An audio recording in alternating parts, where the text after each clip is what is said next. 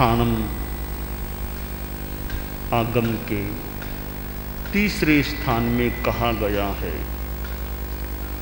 त्रिविधा बोधि पन्नता तंजहा ह्णान बोधि दंसन बोधि चरित बोधि। तीन प्रकार की बोधि प्रज्ञप्त है, बताई गई है।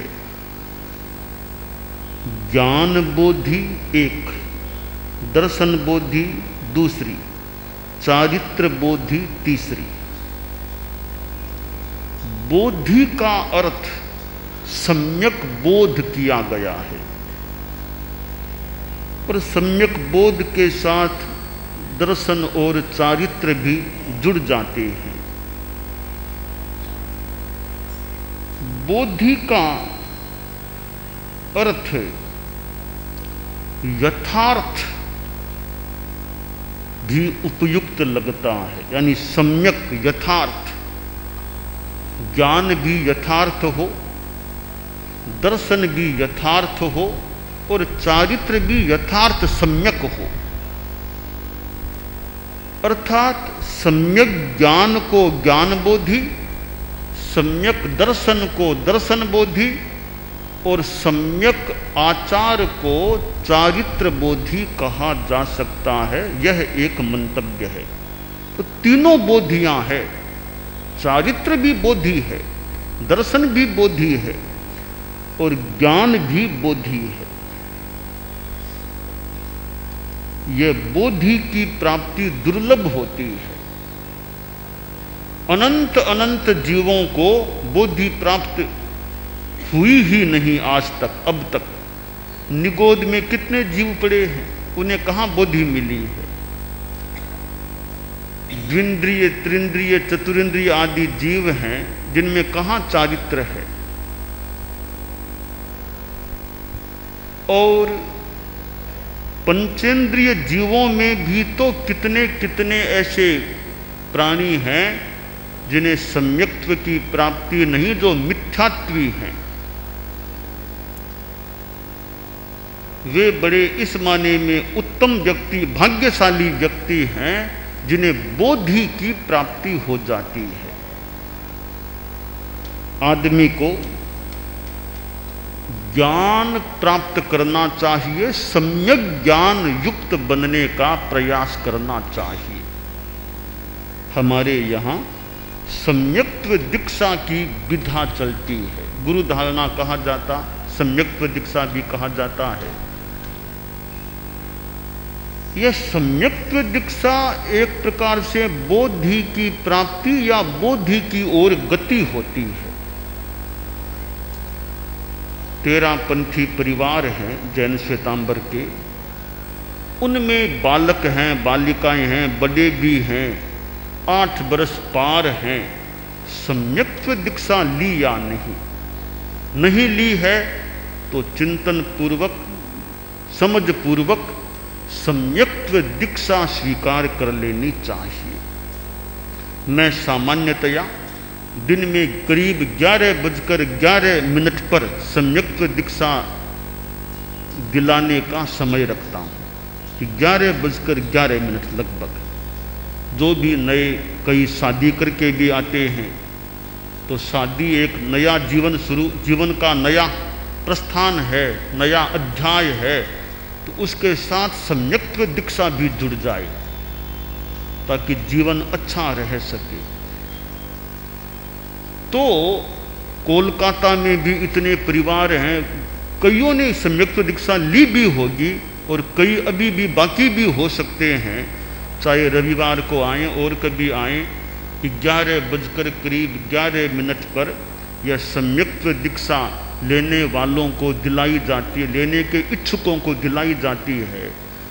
और भी बाहर के लोग हैं, आते हैं, तो वो यह ध्यान दे सम्यक्त्व दीक्षा हमारे परिवार के सदस्यों ने ली है या नहीं ली है तो लेने का प्रयास करें।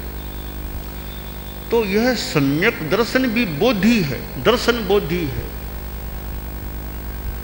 और सम्यक्त्व दीक्षा एक प्रकार का एक नियंत्रण कह दें एक शक्ति कह दें, एक रक्षा कवच कह दें, वो प्राप्त हो जाता है। देव गुरु धर्म के प्रति श्रद्धा का भाव जुड़ गया, एक अच्छी स्थिति जीवन की बनती है। फिर और संयम की बातें साथ में जुड़ जाती हैं। और हंतो मह देवो जावत जीवम सुसाहुनो गुरुणो जिन पन्नत्तम तत्तम ये सम्मत्तं मय गह्यम। अरहत मेरे देव हैं। और देव संसार के हो सकते हैं, हनुमान जी, भैरू जी, आदि आदि माता जी। सांसारिक देव एक अलग चीज है, वो एक अलग क्षेत्र है जहां धर्म का संबंध है। तो धर्म के संदर्भ में अध्यात्म के जगत में हमारे अरहत भगवान वो हमारे देव हैं।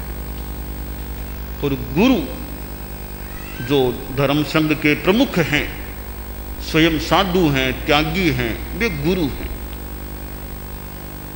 और धर्म वीतराग द्वारा बताया गया, जिन प्रज्ञप्त केवली प्रज्ञप्त, जिन पन्नत्तम तत्तम, जिन प्रज्ञप्त तत्व में मेरी आस्था है वो मेरा धर्म है। यानी जैन धर्म कहते हैं, उसमें भी हमारा 13 पंथ संप्रदाय है, श्वेतांबर परंपरा का जैन श्वेतांबर 13 पंथ हमारा धर्म है। देव गुरु धर्म के प्रति जीवन भर के लिए श्रद्धा का समर्पण रहे। कठिनाई भी आ जाए तो देव गुरु धर्म को न छोड़े। जिनको सही मान के स्वीकार किया, सही हैं, सही माने जा रहे हैं, ऐसे धर्म को कभी नहीं छोड़ना चाहिए। अपने देव अरहत के प्रति आस्था को नहीं छोड़ना चाहिए। गुरु के प्रति श्रद्धा का भाव रहना चाहिए। यह देव गुरु धर्म के प्रति आस्था दर्शन बोधि की चीज है।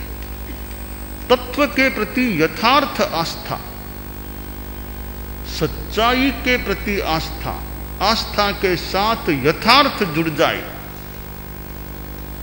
ज्ञान होना एक बात है, आचरण होना अलग बात है।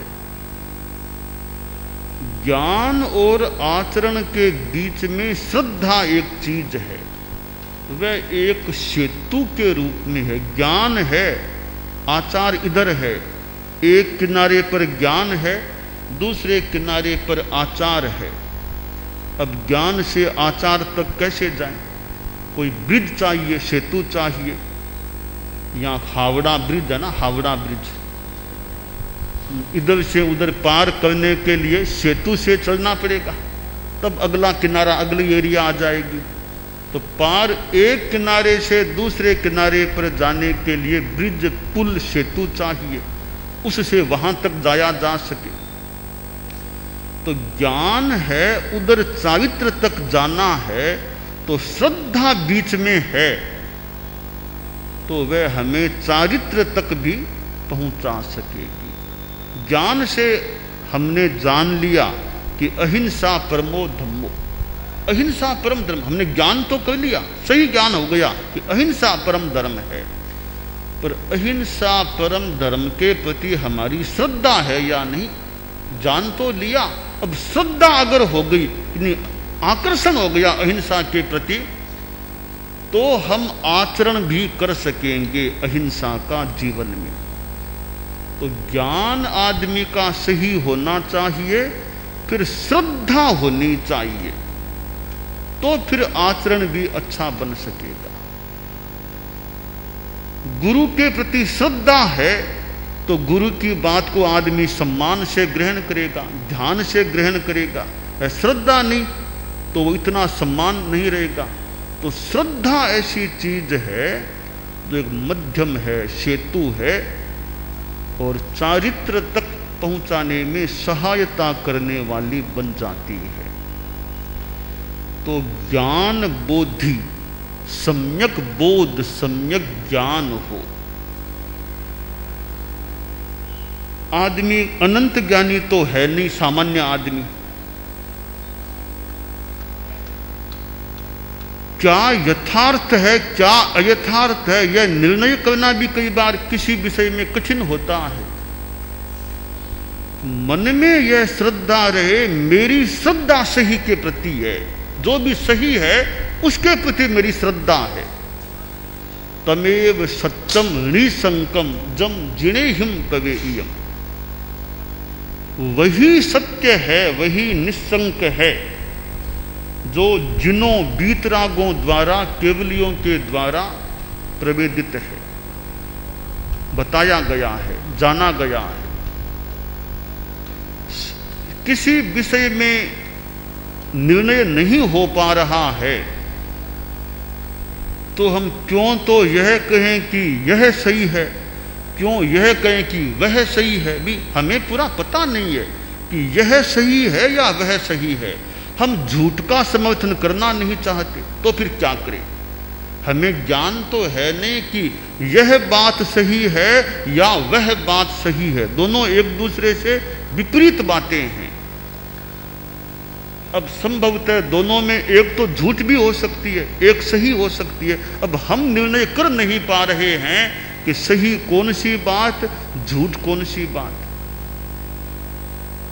तो फिर उपाय है कि आदमी यह विचार करे कि भाई मैं सही का समर्थन करता हूं, मेरा वोट सही को है, गलत को मेरा वोट नहीं, मेरा समर्थन नहीं है। अब सही है क्या, जो केवली जाने वही सही है। मैं तो जान नहीं पा रहा हूं, जब कभी केवली बनूंगा तो जान पाऊंगा, अभी तो उतना ज्ञान है नहीं। जो केवली की दृष्टि में सत्य है बस केवली गम्यम, केवली जिसको सत्य माने उसी को मैं सत्य मानता हूं। बाकी जब कभी ज्ञान होगा तो साक्षात जान पाऊंगा। अर्थात हमारी श्रद्धा सही पर रहे।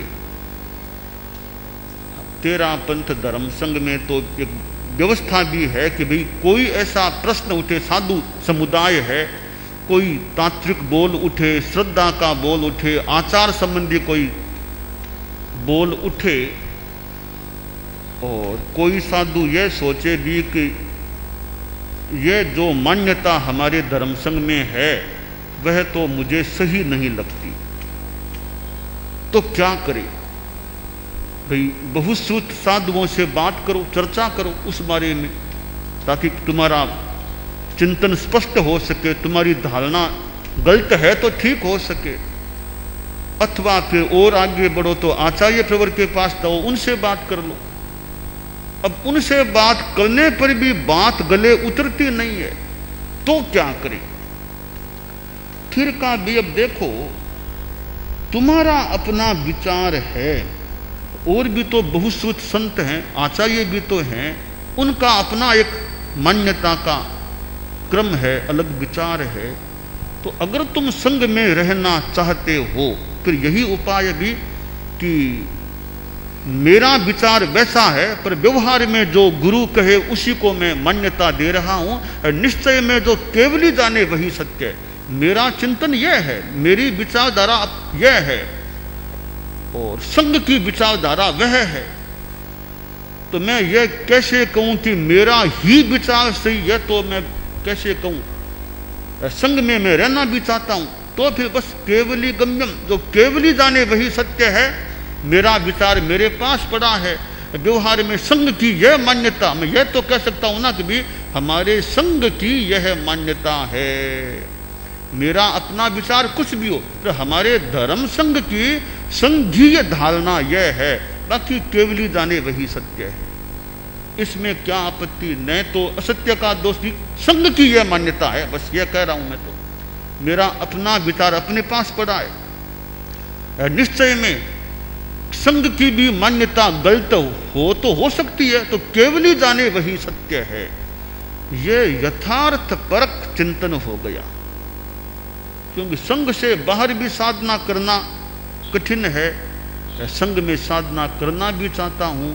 और सत्य असत्य की बात ऐसी है कि कोई बात आज आपको असत्य लगती है, 5 वर्षों बाद वो बात आपको सही भी लग सकती है, क्या पता है। जो बात आज सत्य लगती है 10 वर्ष बाद वो बात असत्य भी कभी लग जाए, क्या पता। इसलिए कई विषयों में अपनी नीति शुद्ध हो और निश्चय में केवली को बुला दें, वे जाने वही सत्य है, केवली का ज्ञान सत्य है। व्यवहार में अभी मेरा यह चिंतन है और संघ की यह मान्यता है, चूंकि मैं संघ में हूं तो संग की मान्यता आपको बता रहा हूं। यह एक मार्ग है कि संग में भी रहा जा सके और अपनी सच्चाई को झुटलाने का काम भी न हो, एक मार्ग बताया गया है। तो ज्ञान बोधि, हमारा ज्ञान सम्यक हो। एक समय था कि हमारे धर्म संघ में यह धारणा संभवतः थी कि अकाल मृत्यु नहीं होती, आयुष्य टूटता नहीं, अकाल मृत्यु नहीं होती, यह कभी हमारे संघ में मान्यता थी। एक मुनि जी को लगा कि यानी आयुष्य तो बीच में भी टूट सकता है, यानी अकाल मृत्यु हो सकती है, तो संघ की मान्यता है कि अकाल मृत्यु नहीं हो सकती। उनका चिंतन था कि अकाल मृत्यु होनी चाहिए, हो सकती है। तो व्यक्ति का चिंतन था, वह संघीय नहीं था। बाद में इस पर विचार क्रम आगे बढ़ा संभवतः, और निर्णय संघीय हो गया कि अकाल मृत्यु हो सकती है। एक समय संघ की मान्यता थी अकाल मृत्यु नहीं हो सकती, बाद में उस मान्यता को छोड़ा गया, बदला गया, अकाल मृत्यु हो सकती है, इसे मान्य किया गया, संघ ने मान्य कर लिया। अर्थात संघ की मान्यता भी कोई सही नहीं भी हो, तो व्यवहार में जो मान्यता अभी है, अभी यह संघ की मान्यता है, एकदम सही है कि नहीं वो केवली जाने वही सत्य है। संघ भी कभी कभी अपनी पूर्व मान्यता को छोड़कर नई मान्यता को स्वीकार कर सकता है। तात्विक बोलों में कहीं कहीं परिवर्तन करके नई धारणा भी की जा सकती है। यह तो अनुसंधान है, कई बातों में नया नया शोध हो, नई बात सामने आ सकती है। इसलिए आदमी को दुराग्रह नहीं करना चाहिए, दुराग्रह से बचना चाहिए। आग्रहहीन गहन चिंतन का